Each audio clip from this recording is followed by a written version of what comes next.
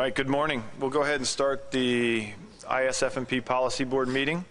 I'm Bob Beal, Executive Director of ASMFC. Jim Gilmore, the chairman, had to leave for a family situation, and Pat Kelleher left to try to get ahead of some weather that's heading into the state of Maine. So the commission charter provides that I can chair the meeting in their absence. So that's what we'll be doing for the policy board here. We have a fairly lengthy agenda, but I think we can move through some of these pretty efficiently. There are two additions that we would like to add to the agenda. One is the Atlantic herring specifications, and then the second is a letter from the lobster board. So are there any other additions to the agenda for the policy board this morning? All right, seeing none, we'll go with that agenda. Any other changes or things to the agenda? Everybody comfortable with it? All right, we'll go with that agenda. Does anyone, next item is approval of proceedings from October 2018 at the annual meeting. Any edits or changes that folks need to make to those minutes from the annual meeting policy board? All right, seeing none, those minutes will stand approved. The next we have is public comment. Are there any individuals that want to make public comment on anything that's not on the agenda? I don't have anyone signed up, and not seeing any hands in the back of the room, we'll keep moving forward with the agenda. The next item is an update from the executive committee. Before Jim Gilmore left, he was kind enough to write up a summary of what happened at the executive committee, so I'll move through that pretty quickly. The executive committee met yesterday morning from about 8 to 10 in the morning, tackled a number of issues. The first one was plus-up funding. At the annual meeting, the executive committee reviewed or was informed that the commission had about $400,000 of plus-up money, and the question was how do they want to use it. At the time, they agreed to fund 5 high-priority projects, and that used about half the funds that were available. Those projects were striped bass tagging, hook and line survey, coordination for the offshore lobster enforcement vessel, lobster maturity work, offshore spawning for the herring fishery and data collection in that fishery, as well as the Menhaden aerial and hydroacoustic survey design. So all those projects are moving forward. We've talked about a couple of them at different times during this week. I can answer questions on any of those if you'd like to hear more. The executive committee then talked about what do we do with the remaining funds. They decided they looked at a couple other options, such as an additional stock assessment person or supporting some additional stock assessment work for summer flounder. But given that Congress hasn't yet finalized the FY 2019 budget, the executive committee said, let's just hold tight and not allocate any of those funds. They don't have to be spent very quickly. We've got until actually 2022 to spend that additional plus-up money. So we have some flexibility, and the executive committee said, let's wait till we're fully informed on what the budget looks like before we make any other changes. ACCSP recreational data collection was the next topic that the executive committee tackled. Mike Cahall from ACCSP came in and gave an update on where things stand on APIS and some other things. Overall, the APIS program is collecting data a lot more efficiently and effectively than they have in the past. We're spending about the same amount of money, but we're collecting about we're achieving about 30% increase in successful interviews at the dock. So that's good news. Then based on that success, the question was, do the states want to take on the for-hire telephone survey, which is a survey that it sounds like, which is calling the for-hire vessels and asking them about their fishing trips. And ACCSP and APIS folks have developed a computer-aided survey tool that helps with those that data collection, and there was an agreement within the executive committee to move forward on that, start working with NOAA on transitioning the for-hire telephone survey to the states. However, the states would have the option of doing it themselves or using ASMFC as essentially a contractor to do that work for them. And this may evolve over a number of years, but we're working toward that direction of the states and ACCSP and ASMFC collecting additional recreational data, since the idea is that the states are closer to the individual fishermen. They can build a rapport with the fishermen and collect better data. So that will be moving forward.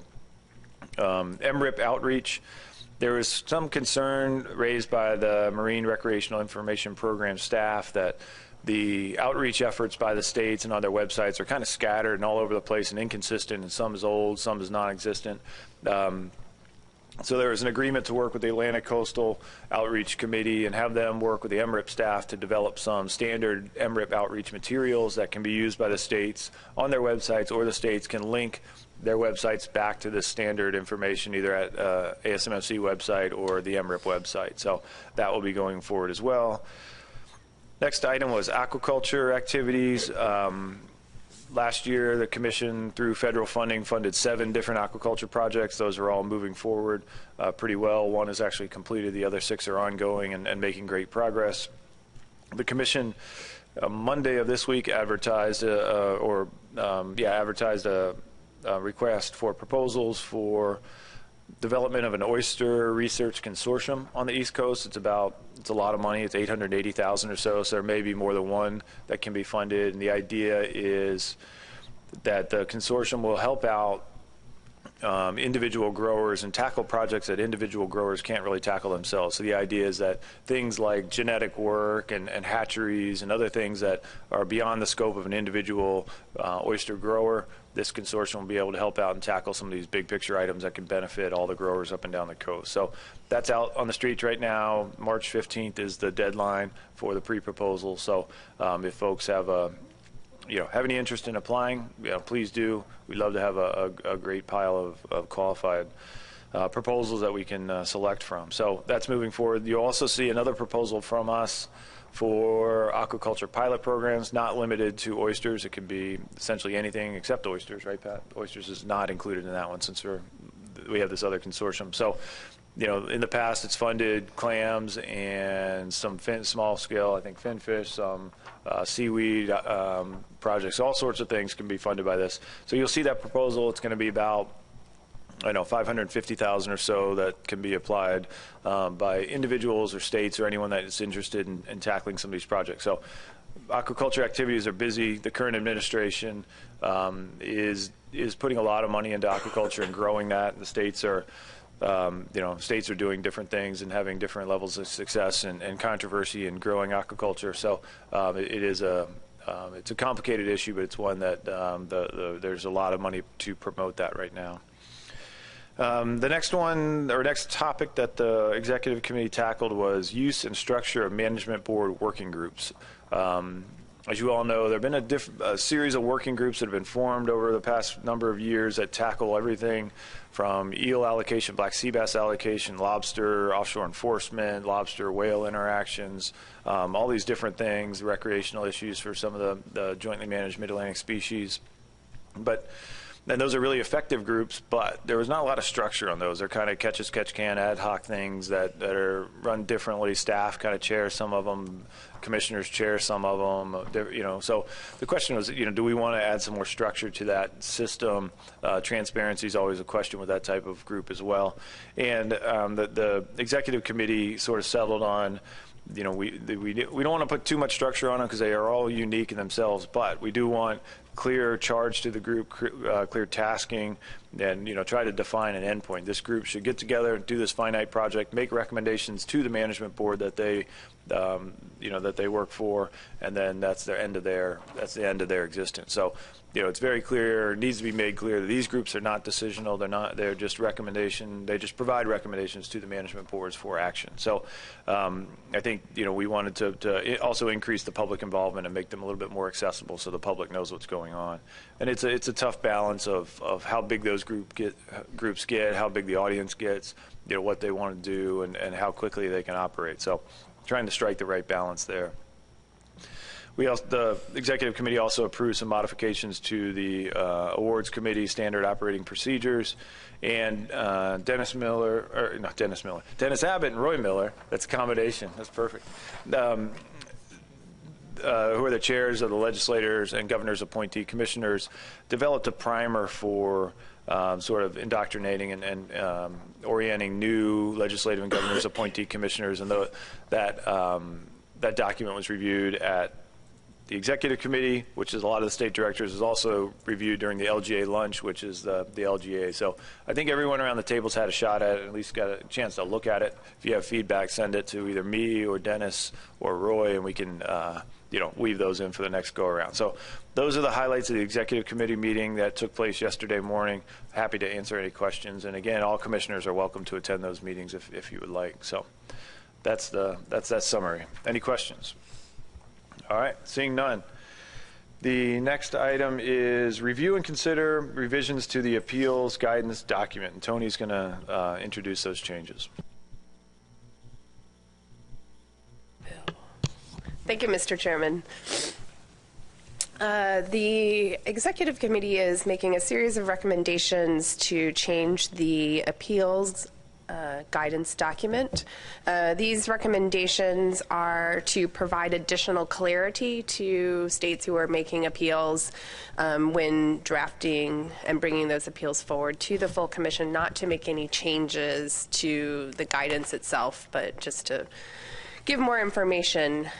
So I'm going to go through some of the clarity that the Executive Committee is recommending to the Policy Board.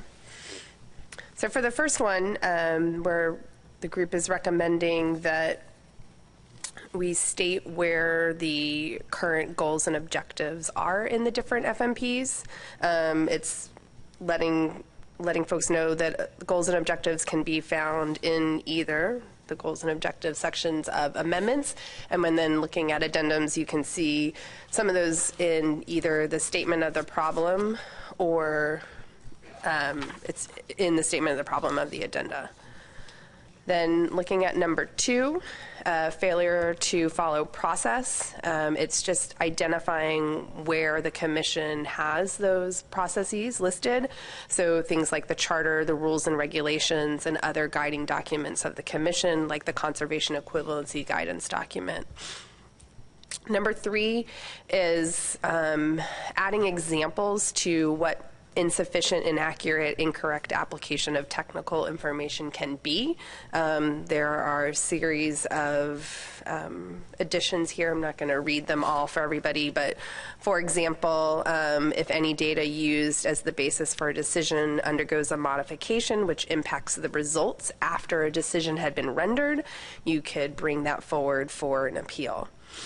And then in addition, we did add that any appeal based on Criteria 3 could be verified independently by a technical body when that would be appointed by the chair as needed. It's not necessarily something that has to happen every time a state used Criteria 3, but if the chair felt that additional verification would be needed, then they could appoint a technical body as needed. And it doesn't necessarily have to be the technical committee for that species. It could be a subset or different individuals.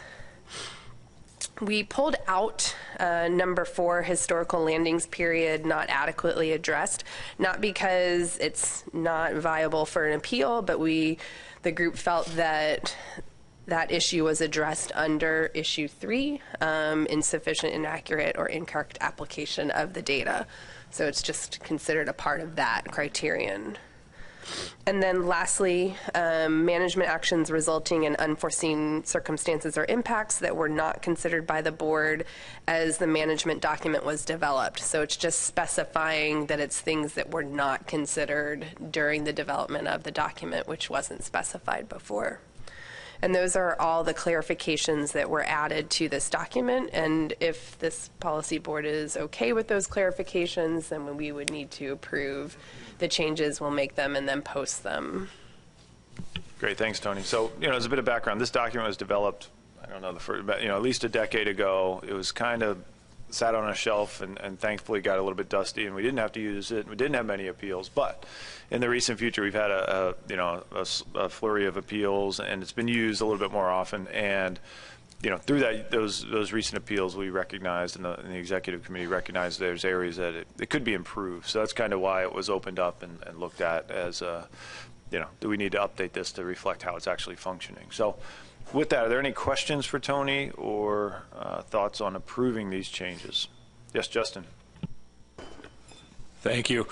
I'm just wondering if the list of examples underneath number 3 is meant to be an exhaustive list, or is it sort of these are potential examples, but there could be other types? These are potentially examples, and there could be other types. Justin, do you think we need to clarify that? That it's, including but not limited to kind of language? Yeah, I guess, I'd leave that up to your discretion. If you think the intent is clear with the existing language, that's fine. I don't want to sit here and wordsmith the document, but. All right, thank you. We can add but not limited to after the word include. We will do that to make that a little more clear. Any other thoughts? Adam? I think this historical landings item is a difficult one to address. I understand the sense that number 3 includes a reference to historical landings, but I think the reference to it is very different in principle. Found to be incorrect as a technical error is very different, in my opinion, than not adequately addressed. So my read on this is that this document, as modified, would significantly diminish the importance of historical landings in the decision-making process, because it would take away that element as an appeal criteria. I would be very interested in hearing more about the rationale in making this decision, or discussion here today before we approve this about the sense of how much importance do we put on historical landings in our decision making, and do we really want to take that away as an appeal, because I feel that that's essentially what these changes do. All right, thank you. Adam, I think part of the conversation that we had, I don't remember if it's at the executive committee or the little working group that was working on this, but the idea is that historic information is sort of part of the broader suite of technical information. I'm not saying you're right or wrong, just saying so that was part of the conversation that took place, and let's put all the sort of how is technical information and data considered, put that all in one, criterion. That's part of the thought process. Not saying it's right or wrong, just sort of as background. So I don't know, Jason may have some comments as well. Yeah, thanks, Bob. Adam, I think you are 100% correct. That was exactly the intent, was to take it out of the realm that it was in and move it into a more technical realm of there was a mistake or something of that nature. I think the reason we were comfortable doing that was because we felt the notion of not adequately addressed was captured in one of the other appeals criteria in a more general way, so we didn't think it was necessary to call it out. I can't remember exactly which one it is, but it's one of the first 2 appeal criteria where it has to do with, there wasn't an adequate process, or the process wasn't documented correctly. So we felt that it was the notion of, you didn't look at enough combinations of historical periods or something like that was already captured. And so knowing that historical landings are important in a lot of the things that we do, we wanted to still have it in there, but to bring it more into a technical, there was an error realm. Tony, you have a comment? And Adam, specifically, I remember in the working group call, we talked about it being insufficient use of historical allocation data, and folks felt like that was saying the same thing as historical landings periods were not adequately addressed.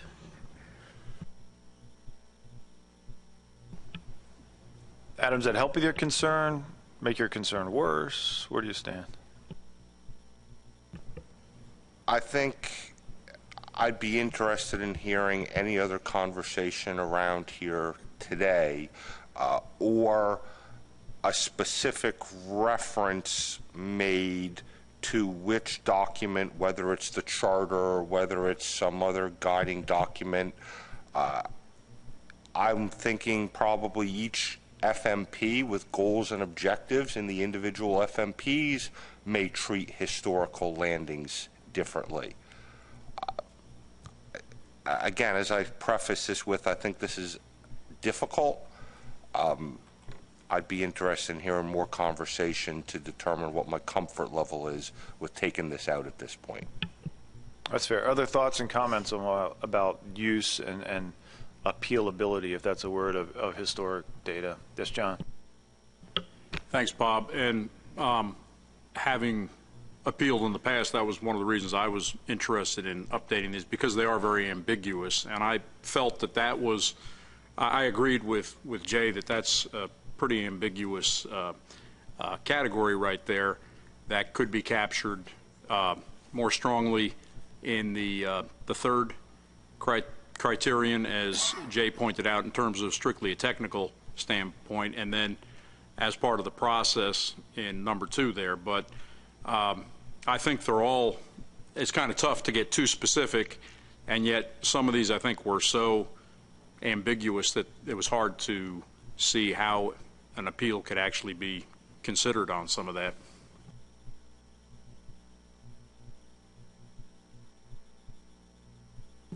And Adam, there also was a bit of the conversation about, maybe it was already said, but allocations in the future will be based on historic landings and possibly on a lot of other things. And so having it as a standalone criteria for an appeal, I think some folks felt it should be blended with a lot of the other technical information. If it's because historic data usually, or I think every time, would be an allocation question, really. And are we sort of getting to the point where we're weaving together a lot of things to allocate? And then, not saying it's right or wrong. Again, just that was part of the conversation as well. Other thoughts on how this new wording affects the, use and the ability to appeal on historic data? Eric Reed. Yeah, thank you, Mr. Chairman. Yeah, I would share Adam's concerns, but the explanation I have today kind of makes me comfortable with the direction you're taking. So that would be my position. Maureen? Right now at this time, thank you, Mr. Chair. Right now at this time, I am a little uncomfortable with the change, given the current state of New York filing the suit discussing historic landings and how they apply to our allocation for summer flounder. And so I understand the desire to make it a more technical type of reference. Just now, at this time, I find I'm a little uncomfortable at changing it. Thank you. Yeah, you guys are in a unique spot right now, so got it. Doug? Are you ready for a motion? Yeah, I think so. If people are getting close to their comfort level with this conversation, I think a motion would be fine. So I would move to approve the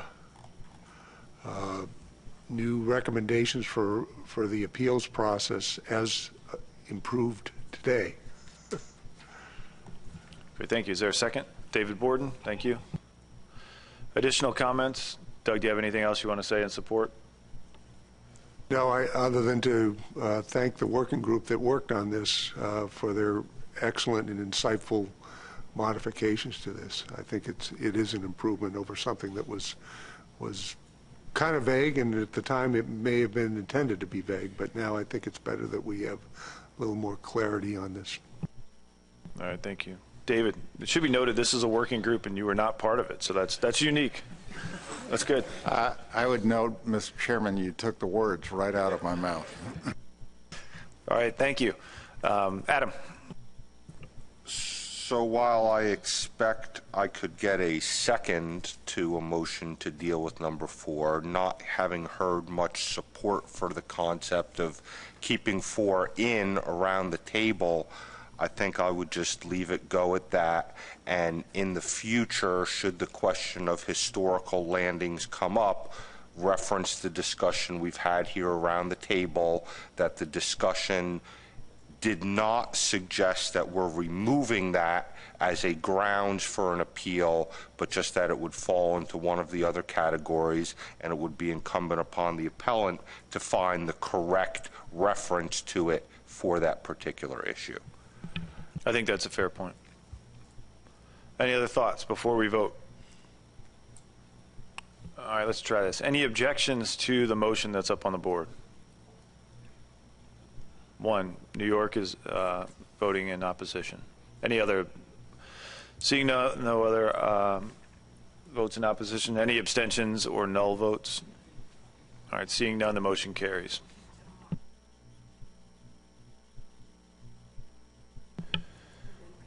All right, we're scheduled for a lunch break, but I don't think we're necessarily there yet, so we'll keep moving. Discuss the benchmark stock assessment timeline. Tony and Katie are ready to roll.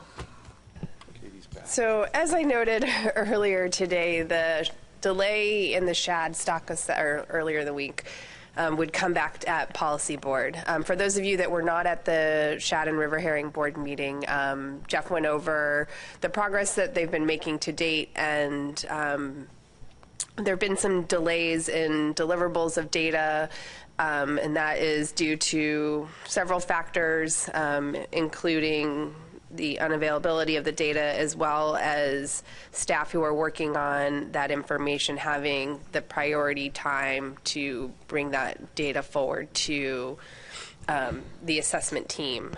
So it's the recommendation of the committee, as well as the board, agreed to delay that assessment until August of 2020, which is the same delivery time as the lobster stock assessment. Jeff Kipp is the ASMFC staff person on both of those assessments. So I will lead it over to my team member Katie here to go through the implications of that. Right. So there's not a tremendous amount of overlap between the lobster stock assessment subcommittee and the shad and river herring stock assessment subcommittee, with really the exception of ASMFC staff on this issue. However, it does fall to ASMFC staff usually to put a tremendous amount of work into developing the assessment report. We expect both of these assessment reports to be large and complex, especially on the shad side. So right now, we do have the workload planned out that both of those can be accomplished in the time that is allotted to them. However, if we continue to have issues with deadlines being met, with products being brought forward on a timely manner, I guess the prioritization process of the stock assessment team at this point is to prioritize lobster as a higher priority than shad and river herring, so that staff time will be allocated to lobster over shad should this occur. And so the consequences of that is, if the shad stock assessment subcommittee members can't step up to prepare the document in a timely fashion, it's going to be shad that gets bumped back, not lobster. So we wanted to bring this decision to you guys to make sure everybody is on board with that. Otherwise, we're going to have to rediscuss how to prioritize these assessments, and as well as staff time and technical committee time on these issues. Anything else, Kate? All right. Any comments on this, the change in the notion that should lobster and shad assessments kind of start to overlap and conflict with each other given the staffing workload, we may have to slow down the shad assessment over slowing down the lobster assessment? Everybody okay with that? There is a potential that if state scientists are able to step up and provide a lot more support to the shad assessment, they can both move forward in parallel, but it would take some assistance from the state scientists to be able to do that. And the shad assessment has suffered a couple of setbacks over time, and some of those are due, and again, not being critical, but some of those are due to the workload issues associated with the state scientists and their ability to provide data and provide, fulfill their roles on that committee. So it's just not critical, but a workload for sure. David. Bob, thanks. I guess I just have one question. Did the shad management board make any comment related to this news? To the assessment being delayed? Nope. That's an easy answer. Yeah, there didn't seem to be any heartburn at the board level. Any other comments on the timeline for assessments? Yes, John. Thanks, Bob. Just a question. Katie, yesterday, of course, we saw the striped bass stock assessment, and we assume that'll be up in May. The SSB now is a heck of a lot higher than it will likely be. Is the ERP kind of the ecological reference points for Menhaden, do they take into account things like where we're setting the SSB for striped bass?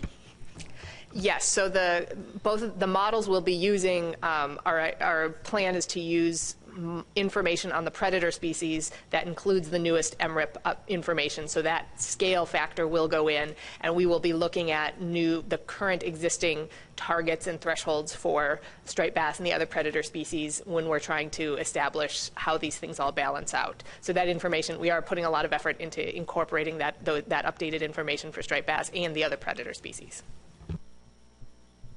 Great. Any other questions or comments on the benchmark assessment timeline? Seeing none, thank you, Katie, again, for your presentation. And now, Dr. Lisa Hobbles here to update us on the Atlantic Coastal Fish Habitat Partnership.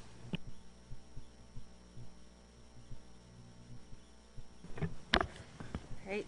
Thank you, Mr. Executive Director. So our steering committee met November 15th through 16th in Newburyport, Massachusetts. They approved the recommendations for the FY19 National Fish Habitat Action Plan funding. Massachusetts Division of Marine Fisheries presented on the conservation moorings that they've been working on in the state. We received updates on the ACFIP website, Southeast Mapping Project, Business Plan, and National Fish Habitat Partnership. There was also a presentation from Ipswich Shellfish Group on commercial clamming. Our Southeast Mapping Project is wrapping up. Hopefully this is the last time I say that to you all. This work is a spatial prioritization for fish habitat conservation areas from North Carolina through Florida, and it's to help ACFIP and partners identify where best to invest efforts in future project funds. We conducted 4 separate analyses: a diadromous assessment from North Carolina down to Cape Canaveral, 2 estuarine assessments, one from North Carolina to Cape Canaveral and one from Cape Canaveral down through the Florida Keys, and then a coastal coral assessment from Cape Canaveral through the Florida Keys.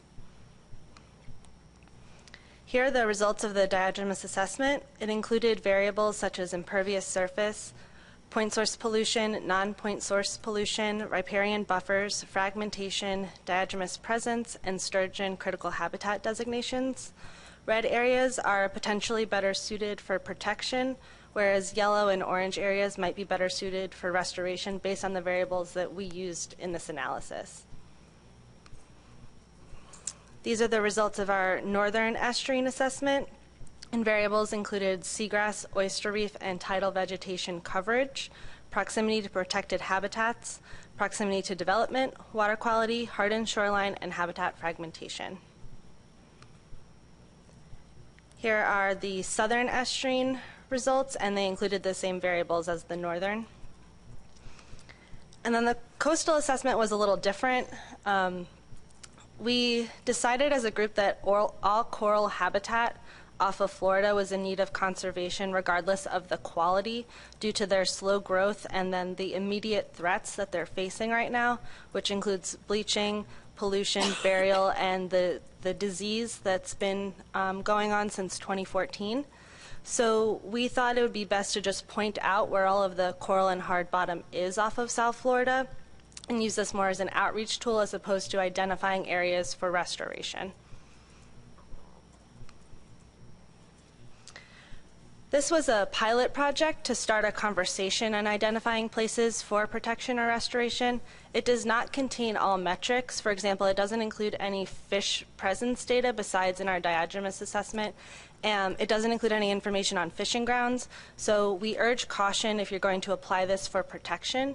For example, in the estuarine assessments, a lot of the deep water in the estuary came out high as areas for protection, but those might be great trawling grounds, and we're not saying you need to shut down trawling in those areas. That's just the way that the results came out, and then you could use that to decide whether or not the results actually make sense in that particular area. The final report is coming soon, and we'll be starting our Northeast assessment once that wraps up as well.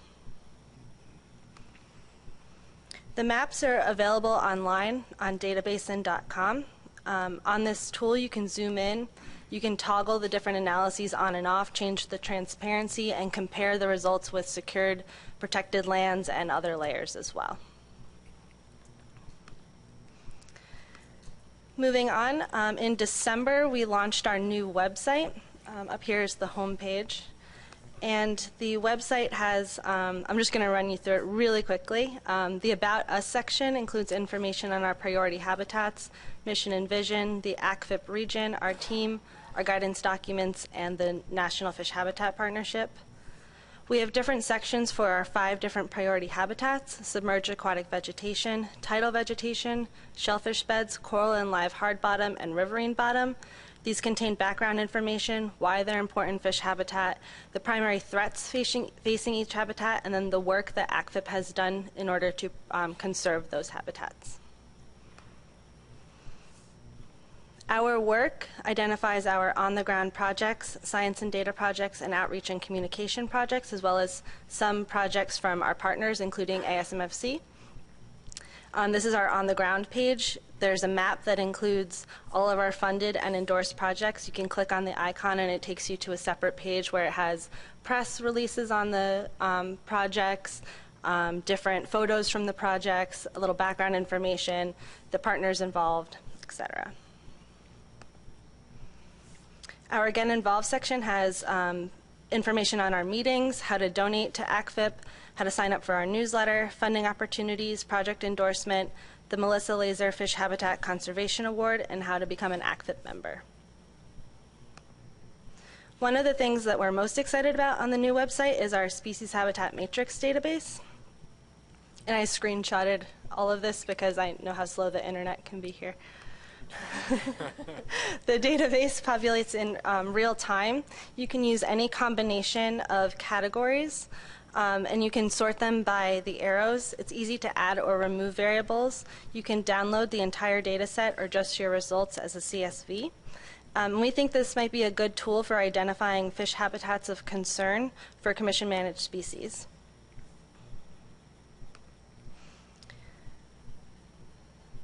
We also endorsed a dragline ditch restoration project in northern Florida. This is being led by the Florida Fish and Wildlife Conservation Commission, St. John's Regional Watershed Management District, and U.S. Fish and Wildlife Service. And they're working to restore spoil piles built for mosquito control in the mid-1900s to an elevation suitable for salt marsh recolonization. In total, they've restored approximately 625 acres around Florida, which has yielded 250 new acres of wetlands. They calculate that around 50 pounds of fish are benefited per acre per year, which produces about 31,250 pounds of fish through this project. There are hundreds of acres of spoil piles that remain. Here's a diagram of what they're doing. So they're taking elevations that were high, which are the gray areas, and smoothing them out to create new wetlands so that the tidal vegetation can move in. Currently, these spoil piles consist of remnant wetlands, deep channels, and upland plants, including invasive species like Brazilian peppers.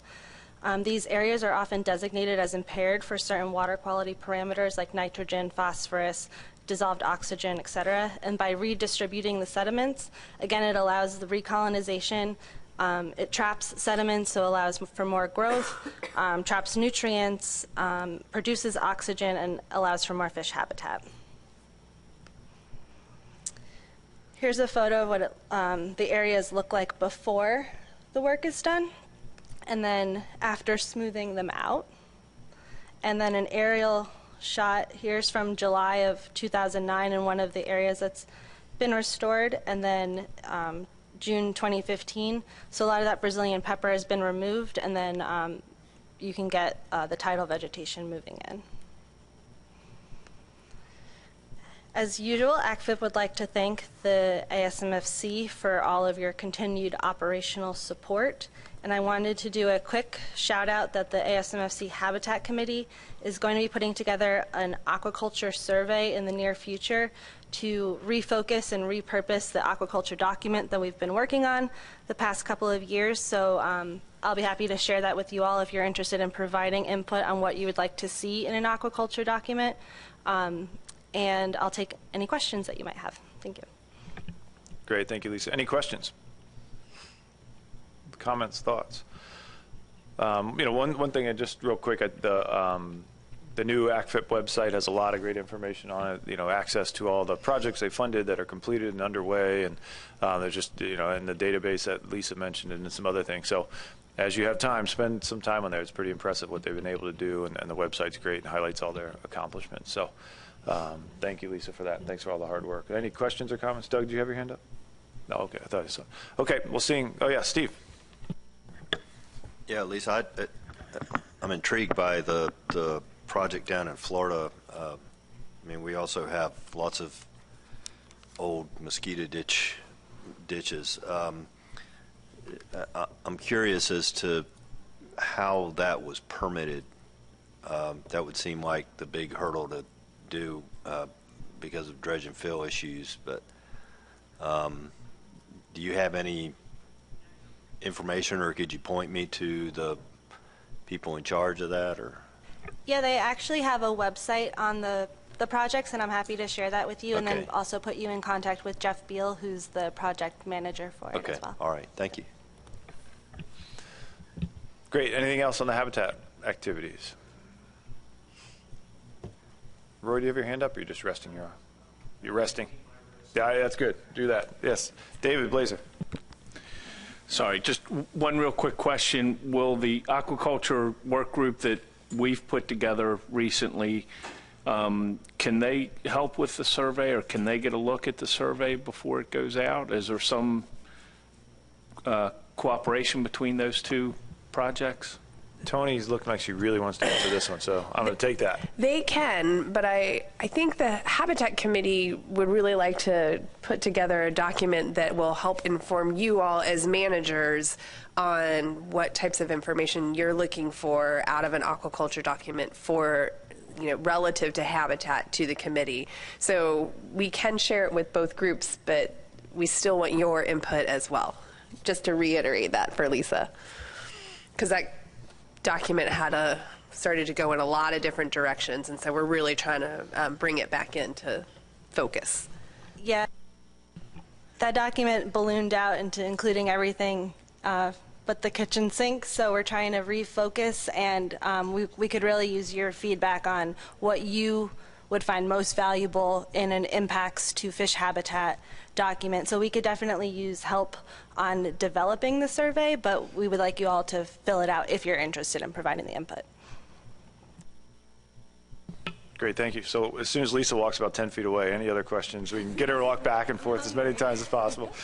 Anything else? No, seeing none. I think, Lisa, the other thing that really strikes me is on that Florida project is you can equate acres of restoration to pounds of fish, and that's just we can all figure that's something we can all relate to is, we did this work, we got this out of it, and I think that's a great way to characterize it any way we can.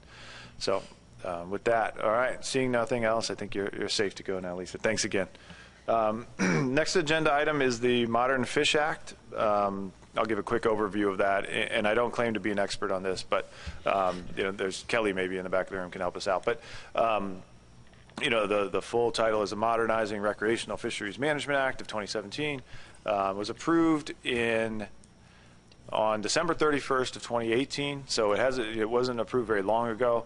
And most of the time since that document's been approved, the federal government has been shut down. So what we're lacking completely, or for the most part, is the federal interpretation of what this law means, how it's going to be implemented at the federal level through the council systems and everywhere else. So Kelly may be able to shed some light on that toward the end of this, but I know they have not had a lot of time to chew on this. So quickly, the background is this was the champions and the sponsors for Wicker from Mississippi, Nelson from Florida, and Graves from Louisiana. So obviously a Gulf-centric group of sponsors that were working on this law. And it started out as a comprehensive amendment to the Magnuson-Stevens Management Act. It was diluted over time and negotiated down to some of the less controversial issues, and it struck a balance between different user groups. And a lot of the controversial issues were sort of taken out and converted into study areas rather than mandatory or legal law changes to the Magnuson Act. So there's a lot of follow-up work that will be done in this act. The big thing that probably will trickle down and affect the ASMFC more than anything else, well, there's two parts. First is the Modern Fish Act allows alternate recreational fishery management measures, including extraction rates, fishing mortality rates and targets, and harvest control rules. So other ways of managing recreational fisheries other than the RHLs, recreational harvest limit, that we all know and love through a lot of the jointly managed species with the Mid-Atlantic Council and other councils. So not critical of the council, just the rules that they're bound by. So it appears there's going to be some more flexibility in recreational management through the federal process under this new law. And again, I think that is one area that needs a lot of interpretation from the federal government as to what exactly that means and how it's going to be implemented. There's also a provision that allows the implementation of the 2017 National Academy of Sciences review of marine recreational information program. So there's a series of recommendations, series of changes that came out of that 2017 study from the National Academy of Sciences that can be implemented or will be implemented under this new law. There's a state-federal partnership to improve angler registries. The idea there is, like it sounds, just get a better picture of what the recreational fishing universe is. All the states have licenses, some have registry systems, there's federal licenses, and is there a better way to coordinate that and get a better, more dynamic picture of what and who is recreational fishing. The series of reports and recommendations and studies that are included include exploration of the federal mixed-use fishery allocations in the South Atlantic and Gulf. Red snapper was a driving force for this, which isn't a surprise to a lot of folks probably. So there's some reallocation and consideration of the current allocations down there. There's a study of the limited access privilege programs in mixed-use fisheries. So some of the ITQ systems and other things that are used in mixed-use fisheries. Incorporation of state non-governmental data analysis in stock assessments and surveys, and the question is, what data beyond MRIP and some of the other areas can be used, citizen science, self-reporting, all these other things, how can they be used, how can they be incorporated into management, into science? That's a pretty big question, very open-ended question. It's going to take some work. And then the last bullet is the MRIP's compatibility with the annual catch limit. So MRIP, as everyone knows, is done on these 2-month waves. There's about a 6-week lag, but some of the recreational fisheries at the federal level are managed through annual catch limits. And how is that system working out, where you've got 2-month waves with a bit of a lag, and you've got annual catch limits that we're trying to maintain through some of the recreational management programs? So how do those two differing systems mesh together? So, that's a quick summary of what's in the Modern Fish Act. There will be, my understanding and talking to some of the MRIP staff, is that there will be a lot of involvement with the FINs, the Fishery Information Networks, which is ACCSP on the East Coast, Gulf Fin, PacFin, RecFin on the West Coast, and those groups are going to be relied on a lot to conduct some of these studies and to incorporate some of this information into the changes that this law will implement and some of the studies that it requires. So that, again, a brief summary. There's other folks around the table that have studied this and may know more of the details than I do, but thanks to Deke for putting together this summary for me. And Kelly, I don't know if you have anything to add from the federal level other than you guys are still new to you as well. Thanks, Bob. Yeah, I think the only thing I would add is with respect to the extraction rates and the other components that were incorporated in 1520, is that from our preliminary review, that is putting into statute flexibilities that we believed already existed and were being used. The Modernized Fish Act explicitly still requires annual catch limits and preventing overfishing. And so that's important to understand. Thanks, Kelly. Any questions or other thoughts on this? Yeah, John. Thanks, Bob. Just some of the summaries I've seen of the bill state that there is going to be much more emphasis on anglers self-reporting their catch, and that it almost seemed like in the summaries I've seen that there's a mandate for, in this case, ACSP to use that data. And I was just wondering if any thought has been given to how that's going to work. I asked yesterday to Mike Cahall if they're already, it sounded like they're already planning to develop some interface for anglers to use. Yeah, we're definitely developing, or they are developing systems to collect that data and warehouse that data, or at least, you know, that data is going to come in. It's going to start coming in through a number of self-reporting apps and other things, and their ACCSP will be able to house that data. The question is, how do you use that data? And that's a pretty complicated statistical question, I think. And you know, there's avidity questions. You know, the more avid anglers may do the self-reporting, so they may not represent the general fishing public, and all these other things that we've heard over and over about self-reported data. There's also a lot of the self-reporting programs that have been implemented. There's this, in year 1 and 2, there's a pulse of activity, then it kind of tapers off. The novelty of that self-reporting app on their phone kind of wears off, and they've moved on to something else. So, you know, the system in general, the assessment side of things, and the statistics folks are going to have to figure out how that data compares with MRIP. I don't think MRIP, as we know it, is going to necessarily go away by any means. So how do you balance out self-reported data with statistically sampled survey data it's not a census by any means, the MRIP program, but it is, you know, it is pretty solid data, even though there are some problems with it. But so the short answer is I don't think we know yet, John, how the self-reported data is going to link into the survey data. I guess just the follow-up, Bob, would be, is that in summaries I've seen, is that true, though? Is it a mandate in this bill that that data has got to be used by, or has to be used in fisheries management? Kelly, do you want to comment on that? Sure. Thanks, Bob. I didn't reread the statute, John. I don't recall there being a mandate to use that. I believe that we are mandated to explore opportunities, and I recall at least in one version that there was something to require the use of self-reported data in the sense of moving to electronic technologies for MRIP data collection, but I can't remember if that was in the final version. So let me double check, and we'll get back to Tony and Bob to confirm that. But as far as I remember, there's no mandate. Great, thanks, Kelly. And you know, the South Atlantic Council is working on their citizen science data program. They've got that, you know, kind of moving along pretty well. So there's a lot of different sort of initiatives that are moving citizen science, citizen self-reported data forward. So we're going to have to figure out how to use all that information once we get it. Any other questions or comments on the Modern Fish Act? Yes, Adam. My understanding is that this was not a complete reauthorization of the act, that the previous reauthorization had the authorization of appropriations expire about 5 years ago. Did 1520 reauthorize any appropriations, or are we still dependent on Congress's discretion to continue that funding? I don't think there was any reauthorization. Kelly, have you seen it differently? I don't remember. I'll double check. But I don't think there was anything about appropriations in here. Deke's shaking his head no, and he's looked at this pretty well. So, yeah, I think it's Congress's discretion.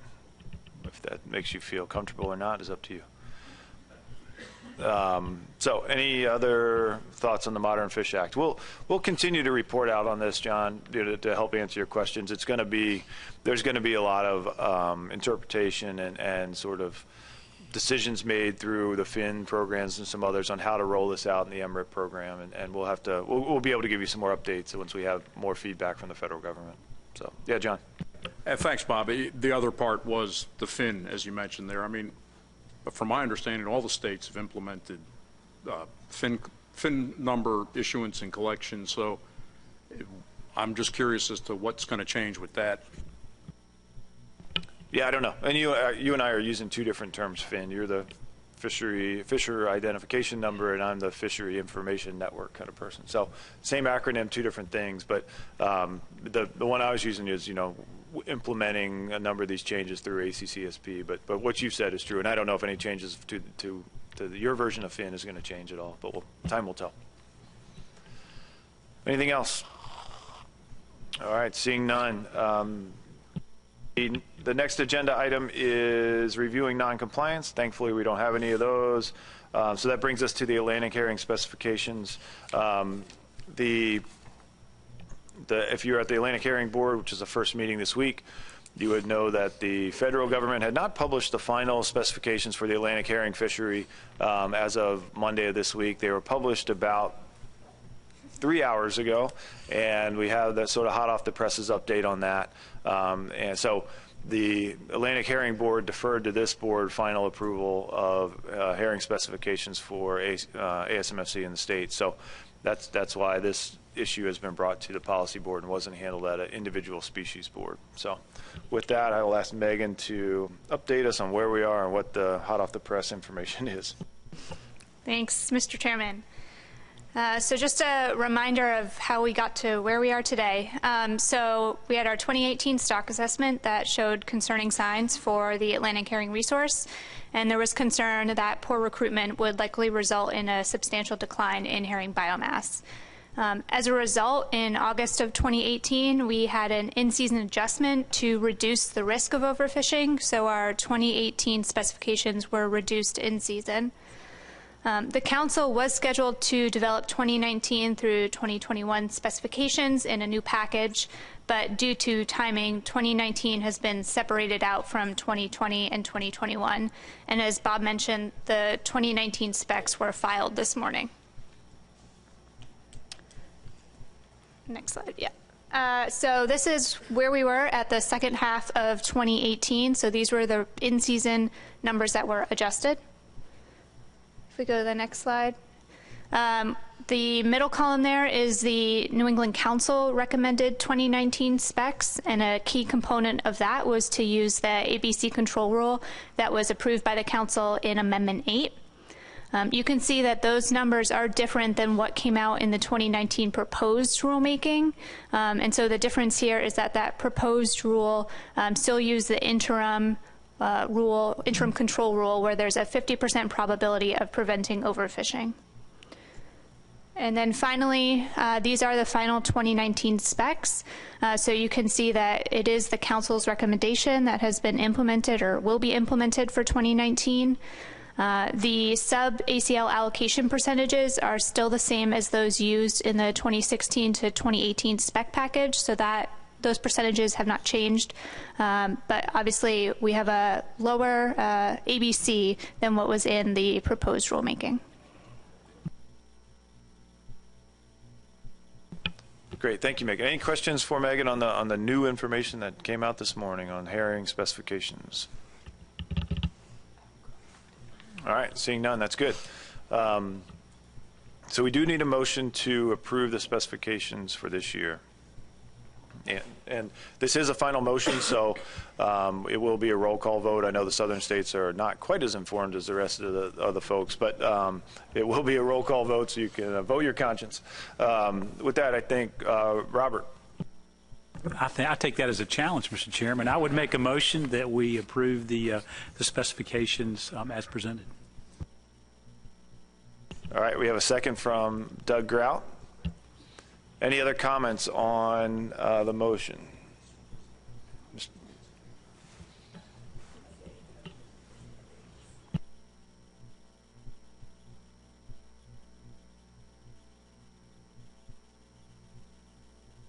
All right, any other comments or questions on this? I think it's pretty straightforward. Robert feels it's a good set of specs, so we're in good shape.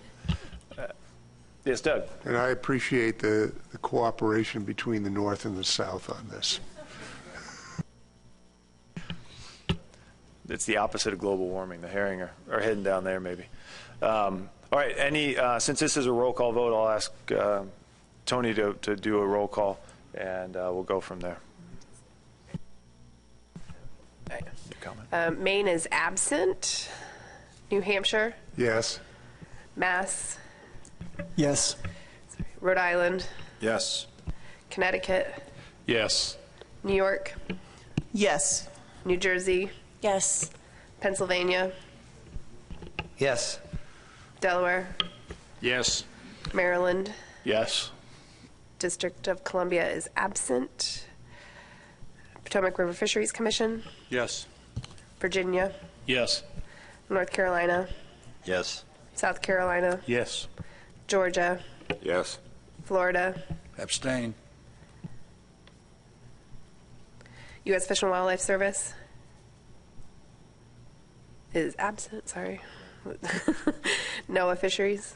Yes.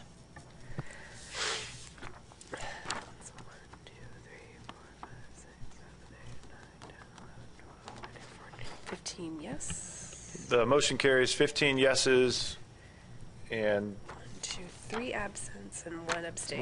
with one abstention. So the motion carries. How's that for coastal cooperation? Perfect. Anything else on the herring specs? Seeing none. The final item is a recommendation from a letter that came forward from the American Lobster Management Board earlier this week. And Tony's going to handle the lobster letter issue. Thank you, Mr. Chairman. At the lobster board meeting, the management board discussed making a recommendation to NOAA Fisheries to have vessel monitoring systems on all federal vessels.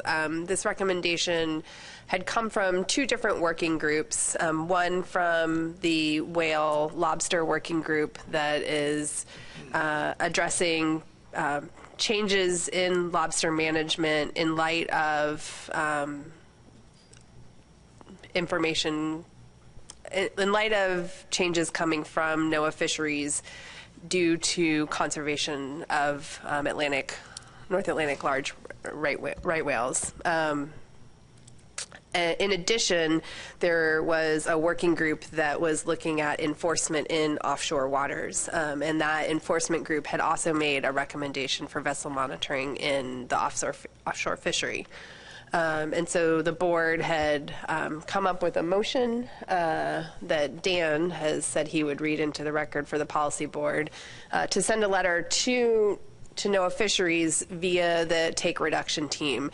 The rationale for sending the letter to NOAA Fisheries to the take reduction team is that the take reduction team would be an efficient process to have these measures implemented if they are so deemed important to get information on the offshore fishery as well as conservation of right whales.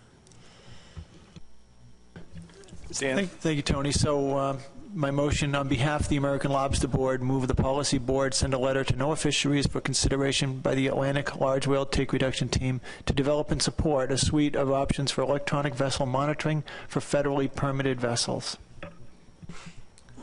Great, thank you. Since this is on behalf of the Lobster Board does not need a second, is there any objection to sending this letter to the take reduction team through NOAA Fisheries? All right, seeing none, we will craft that letter and work with the leadership of the Lobster Board to get that signed and sent off pretty quickly so the take reduction team can consider it as quickly as possible. Anything else to come before the policy board today? Any other topic? Tony? Just on the subject of whales and maybe data, sort of, each of the states should have received an email from a contract group that is working with NOAA on collecting data regarding the take reduction team. I believe his first name is Bob, and Megan, what is it? Bob Black. And I don't know who the email goes to in each of our individual states, but they are looking for data on your fisheries, all fisheries, not just lobster fisheries, in order to develop a model that looks at what gear is out and then the potential for that gear to interact with right whales, or it will be used for evaluating interactions with right whales. And I just would like to stress or reiterate the importance of the states reviewing that information, knowing that that data will be used for something that's very important, making sure that that IEC has the correct data for your state and that your state agrees with the model that they use to inform the TRT, the take reduction team for right whales. It is very important information, so please make sure that that data is being reviewed by your state. Great, thanks, Tony. And yeah, that data is going to be critically important. So, yeah, it goes all the way to Florida. So no one escapes this whale issue, I don't think. Any other? John, do you have a question? No. Okay. Any other questions, comments, issues to come before the policy board today? Seeing none, I think we'll go ahead and adjourn the policy board.